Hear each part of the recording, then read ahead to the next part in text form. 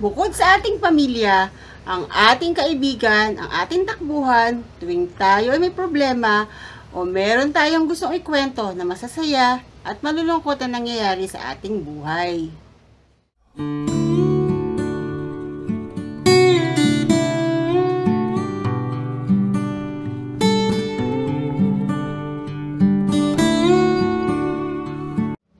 Hello guys! Welcome back again to my YouTube channel.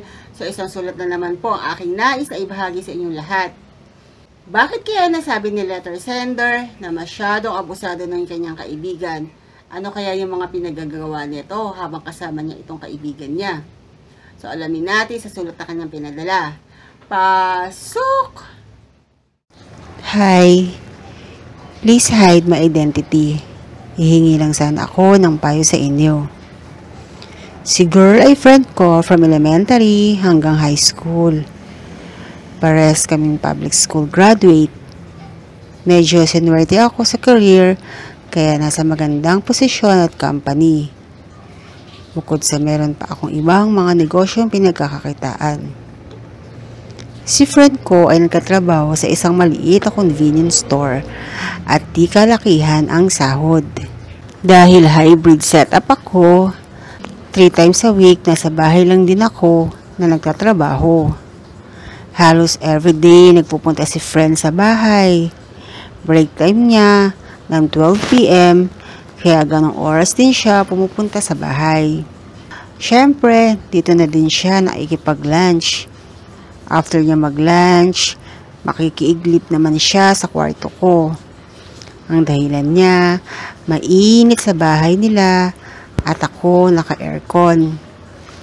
Kung minsan ay wala ako sa bahay, pero nagugulat na lang ako, nandun siya sa kwarto ko. Pag-uwi naman niya sa gabi, minsan ay sa amin din siya tumutuloy, kakain or makikitulog. By the way, parehas pa kaming single. Yung mga gamit ko sa kwarto ay ginagamit niya din ng walang pasabi. Kung okay lang ba sa akin, kagaya ng mga makeup, pabango, at supplements. Invested kasi ako sa mga branded dahil need ko ito sa work and afford ko naman bumili. Hindi rin kasi biro ang presyo ng mga yon, kaya tipid din ang paggamit ko. Pati mga damit ko ay kinukuha niya rin ng walang paalam. Ang dahilan niya, di ko naman daw ginagamit.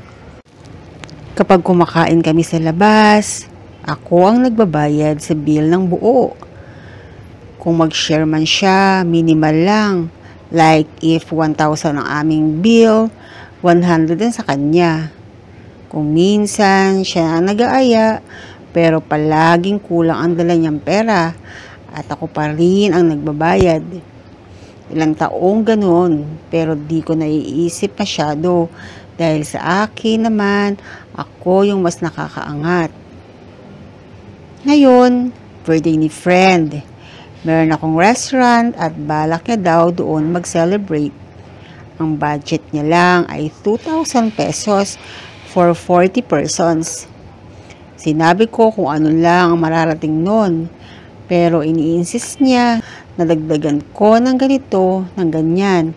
Dahil kukulangin daw dahil sa 40 ang kanyang bisita.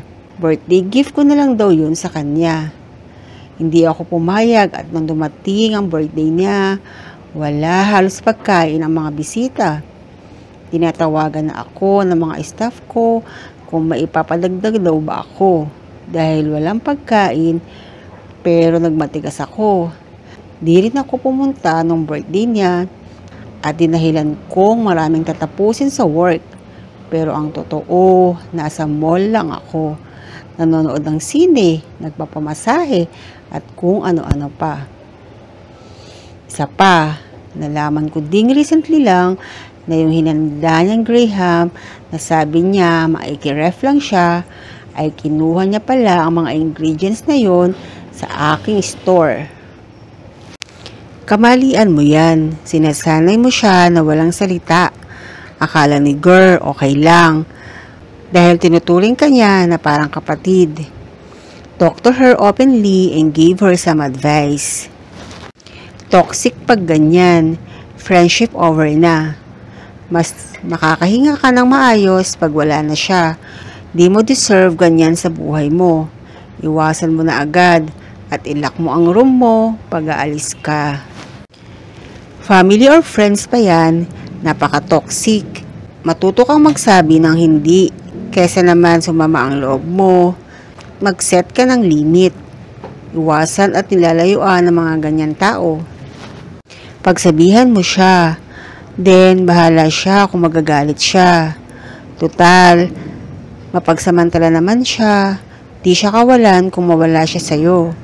Ganyang kaibigan, mapagsamantala, di yan dapat kinikip. Padlock mo ang bahay mo, pati ang room mo. Kahit kumatok siya, huwag mong pagbuksan. Kunwari, walang tao. Kung ganyan man din ang friend mo, buti pa na wag na lang. Grabe ang kapal ng mukha. Parang walang respeto. Kahit ba sobrang close nyo, di dapat ganyan ang tamang ugali. Kahit mga kapatid ko, pag nanghihiram kami ng gamit, nagpapaalam kami. Di marunong makiramdam at mahiya ang iyong kaibigan. Pero sa isang banda po, baka naman nasanay siya sa kabaitan mo, na baka akala niya okay lang lahat ang pagdedemand niya. Maganda din po na nasasabi mo ang side mo sa kanya na ayaw mo ng ganoon. Maraming ganyan. Hanggat hindi mo pinagsasabihan, di ka niyan titigilan. So mamili ka na lang. Prangkahin siya para sa iyong peace of mind or forever mo siyang iiwasan. Mas maganda, sabihin mo na sa kanya ng diretsahan para alam niya at di feeling na pwede niyang gamitin lahat ng meron ka.